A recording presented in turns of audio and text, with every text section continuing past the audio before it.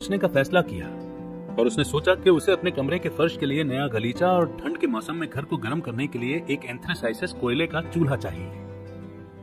और इस बुक में दिए गए डायरेक्शन से उसने वो चीजें हासिल भी कर ली। तब उसे लगा कि उसने बहुत कुछ अभी तक नहीं किया है जो वो घर के लिए चाहता है। उसने अपने घर को एक बार फिर से देखा और एक प्लानिंग बनाई कि वो घर में क्या क्या चाहता है, और मेंटली उस चीज के लिए अपने आप को प्रिपेयर किया। वहां उसने एक खिड़की और कमरा जोड़ा जब तक कि उसके माइंड में चल रहे थॉट के अकॉर्डिंग नहीं हो गया, और फिर उसने उसे अच्छी तरह से फर्निश और सजाने की प्लानिंग करना शुरू कर दिया। जो पिक्चर उसने अपने माइंड में बनाई थी, उस पिक्चर को दिमाग में रखते हुए वो उसी तरीके से सोचने लगा और उसी तरीके से जीने लगा जो वो चाहता था, और उसी की तरफ बढ़ने लगा। अब वो घर का मालिक था और अपने मन की रिकॉर्डिंग उसमें जो चाहता था वो करता था। अब वो बहुत विश्वास के साथ बड़ी बड़ी चीजें हासिल करता जा रहा था। उसके खुद पर विश्वास की वजह से ही ऐसा हो रहा था, और ऐसा ही आपके साथ और हम सबके साथ होता है।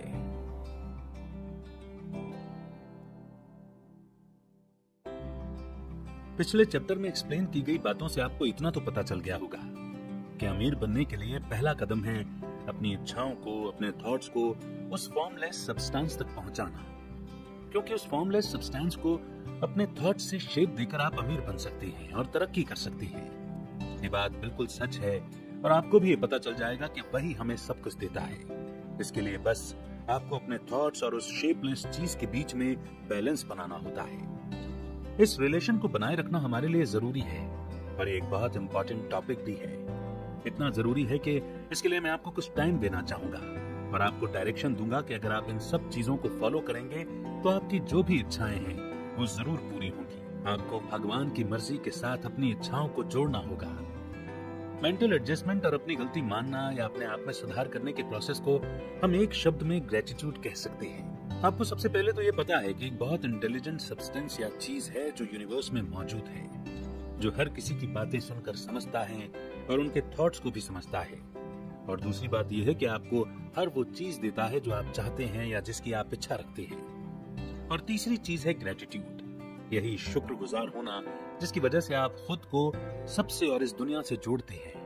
ये तीनों चीजें बहुत ही जरूरी हैं।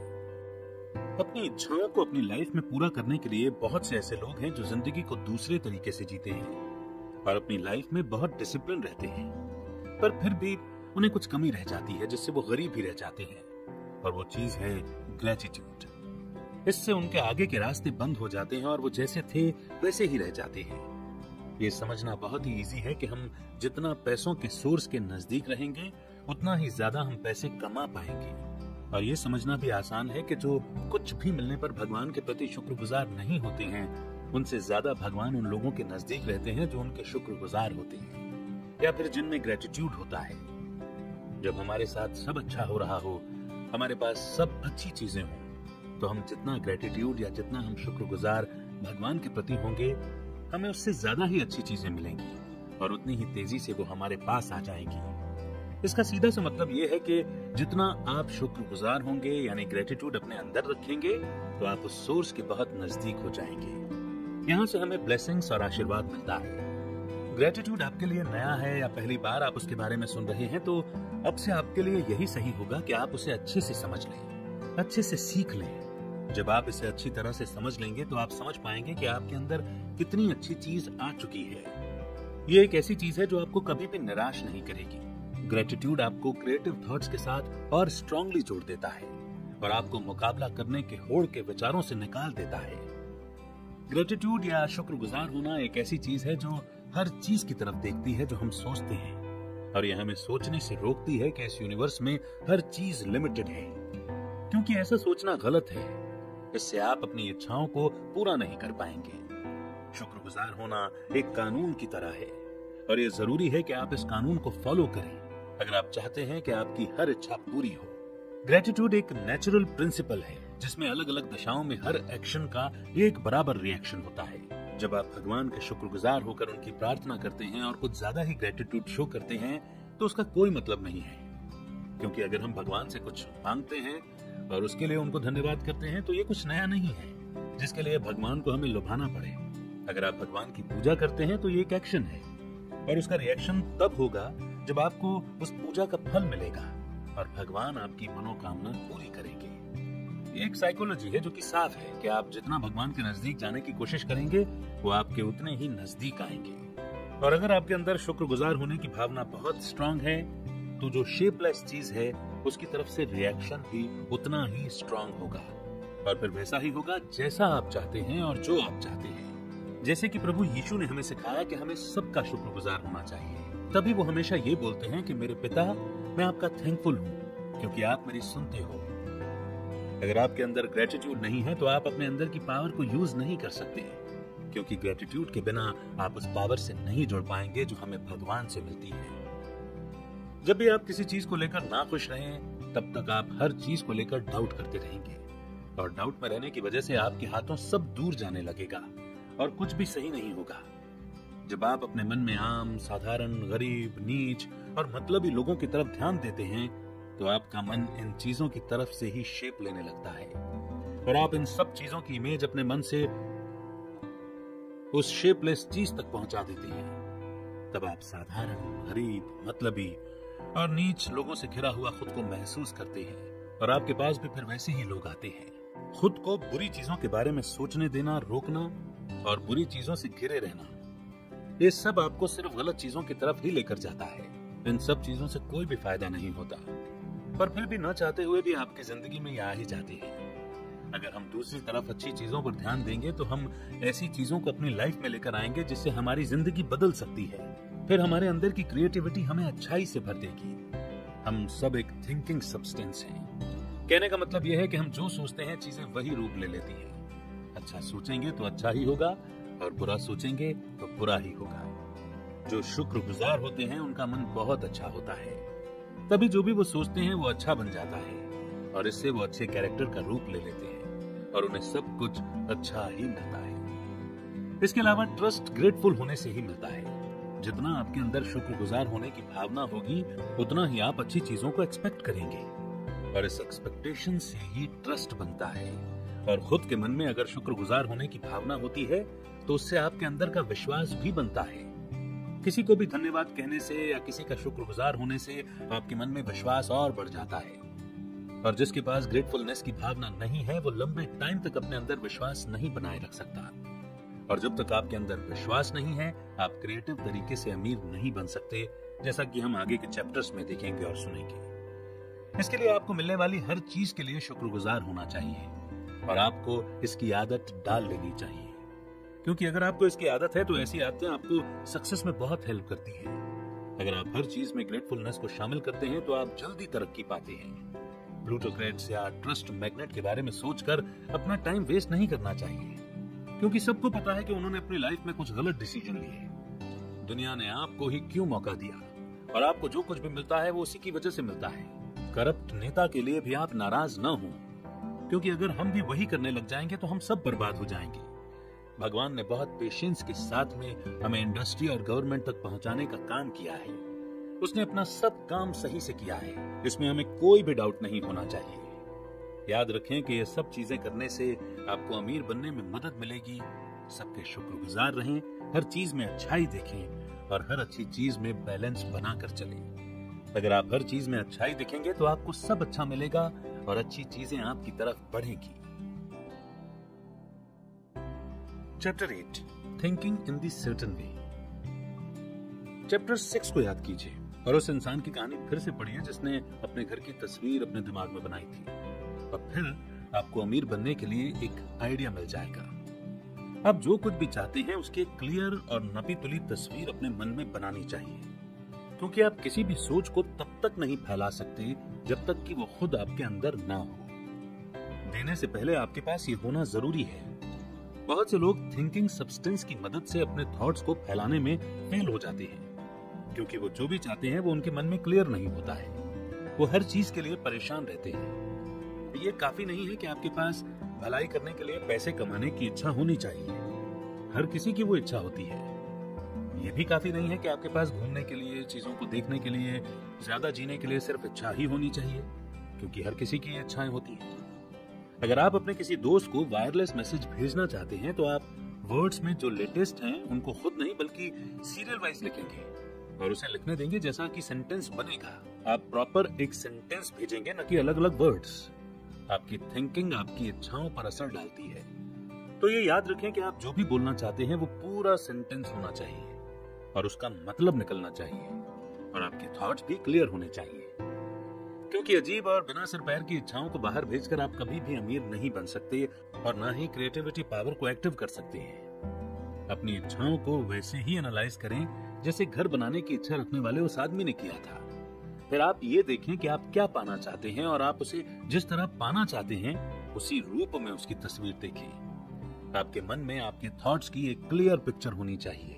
जिस तरह एक जहाज चलाने वाले का ध्यान हमेशा पोर्ट की ओर होता है, आपको भी हमेशा अपना दिमाग उस ओर रखना चाहिए। आपको इसे आंखों से दूर नहीं होने देना है। ठीक वैसे ही जैसे जहाज चलाने वाला कंपास को अपनी नजरों से दूर नहीं होने देता। कंस्ट्रक्शन के लिए एक्सरसाइज की कोई जरूरत नहीं होती है। प्रेयर और बाकी कामों के लिए भी कोई फिक्स टाइम नहीं होता है, ना ही चुप रहने के लिए और ना ही किसी तरह का सीक्रेट स्टंट करने के लिए। ये सब चीजें सही तो हैं, पर आपको पता होना चाहिए कि आप क्या चाहते हैं।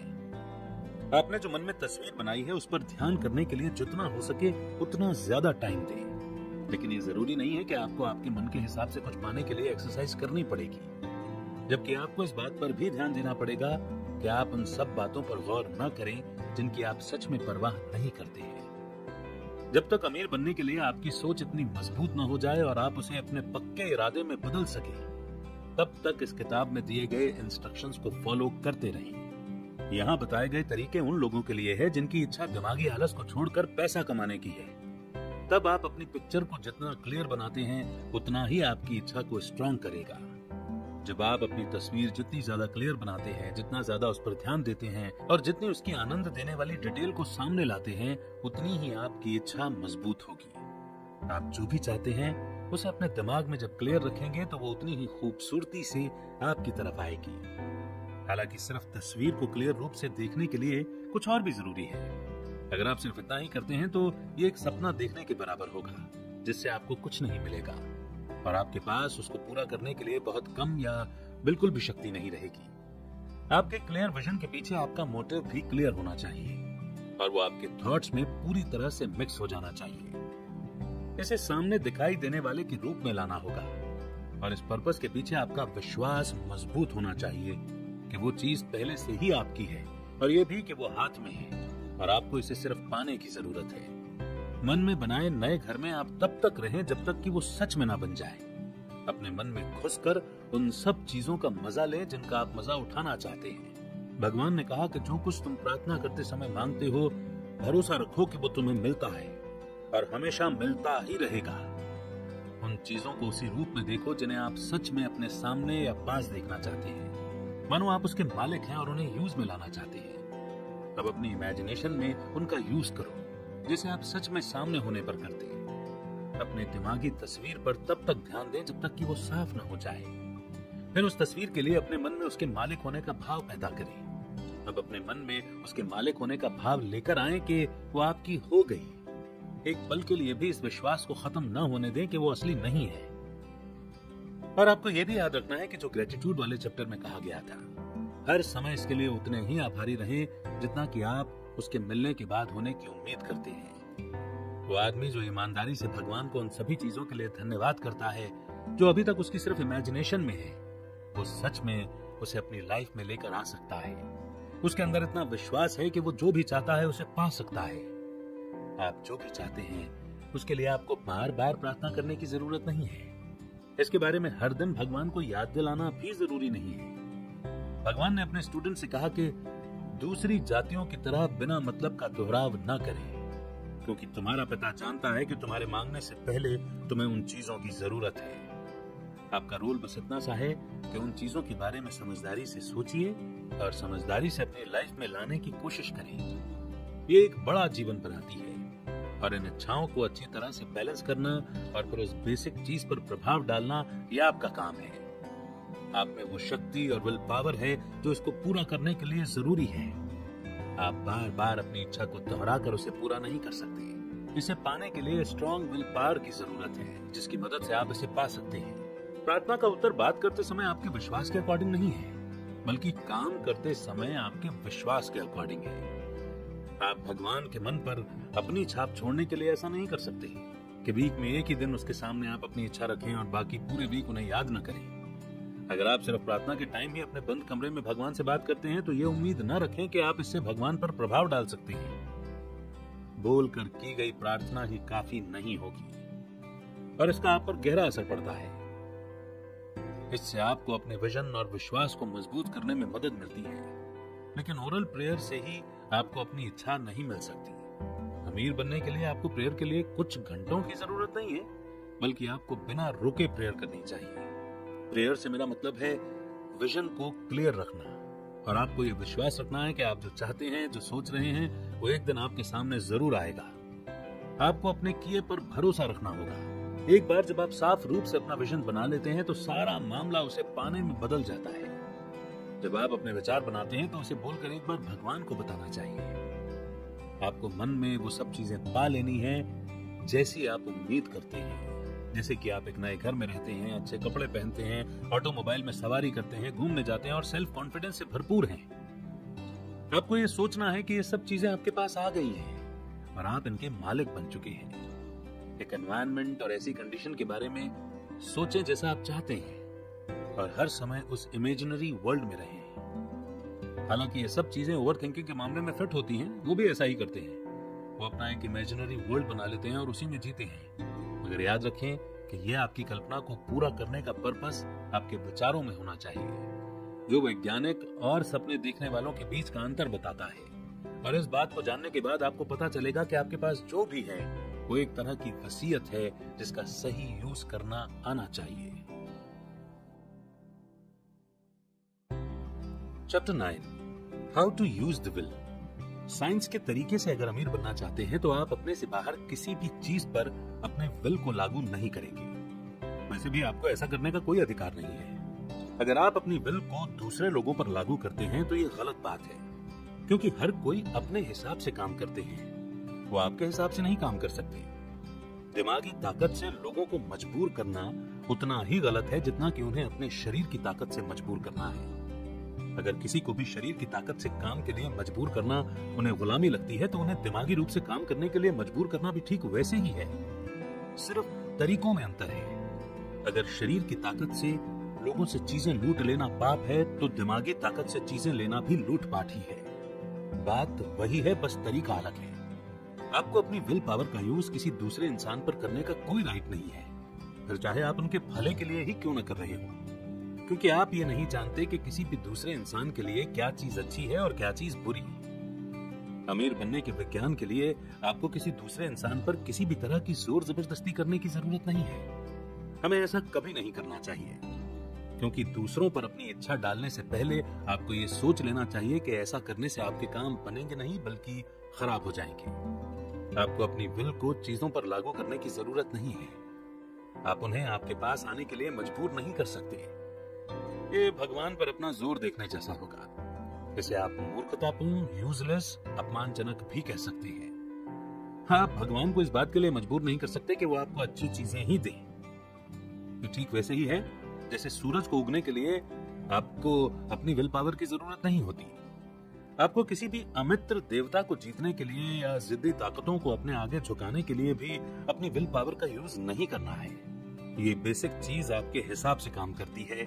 आप क्या चाहते हैं वो सब कुछ आपको देना चाहती है। अमीर बनने के लिए आपको सिर्फ अपनी विल का यूज अपने ऊपर करने की ही जरूरत है। जब आप जानते हैं कि क्या सोचना है और क्या करना है, तब आपको अपनी विल पावर का यूज करके सही काम करने के लिए मजबूत बनना होगा। अगर आप अपने आप को सही रास्ते पर लाने के लिए विल पावर का यूज करते हैं तो ये अच्छी बात है और पॉजिटिव भी। अपने आप को एक खास तरीके से काम करने के लिए तैयार करें और इसके लिए आप अपनी विल पावर का यूज कर सकते हैं।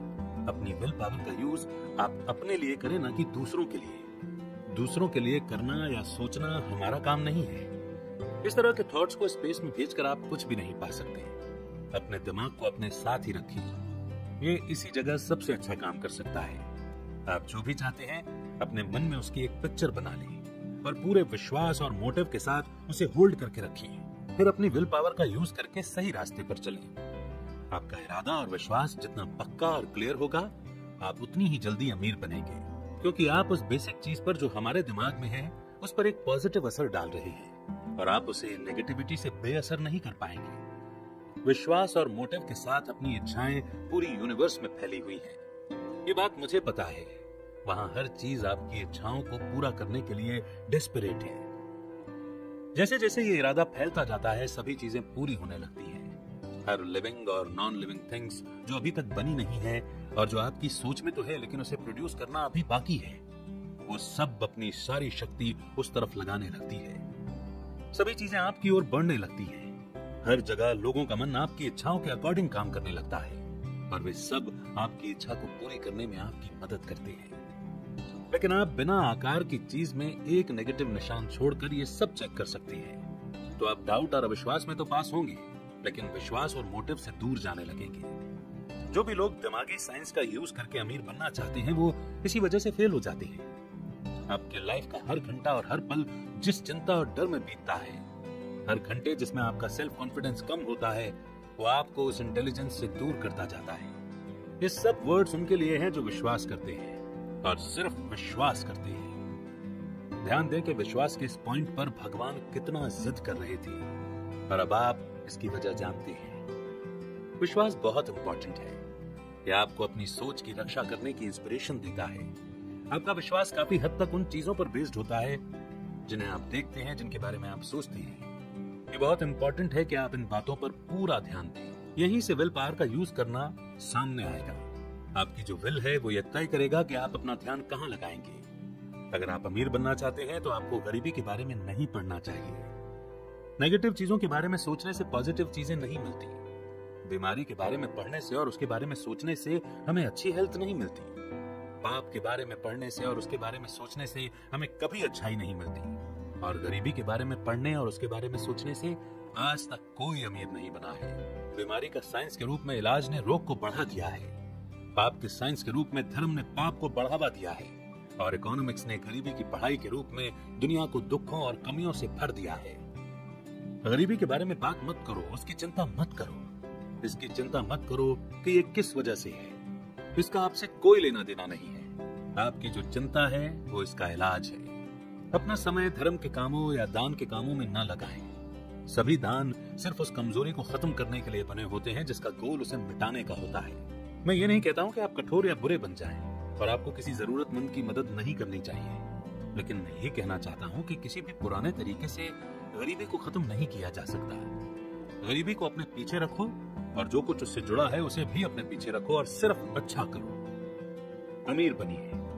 ये सबसे अच्छा तरीका है जिससे आप गरीबों की मदद कर सकते हैं। अगर आप अपने मन को गरीबी की इमेज से भरकर रखते हैं तो अमीर बनने की दिमागी इमेज जो आपने बनाई है वो नहीं बन पाएगी, क्योंकि आपके मन में पहले से ही गरीबी रहेगी। ऐसी किताबें, आर्टिकल, कागजों को नहीं पढ़ें जो मकानों में रहने वाली गरीबी के बारे में बताते हैं, जो बच्चों से करवाई जा रही मजदूरी की डरावनी सच्चाई के बारे में बताते हैं। ऐसा कुछ भी न पढ़ें जो आपके मन को दुखों और कमियों की उदास इमेज से भर देता हो। इन बातों को जानकर आप गरीबों की तो कम से कम मदद नहीं कर सकते और न ही उनके बारे में ज्यादा जानकारी उनकी गरीबी को दूर करने के लिए है।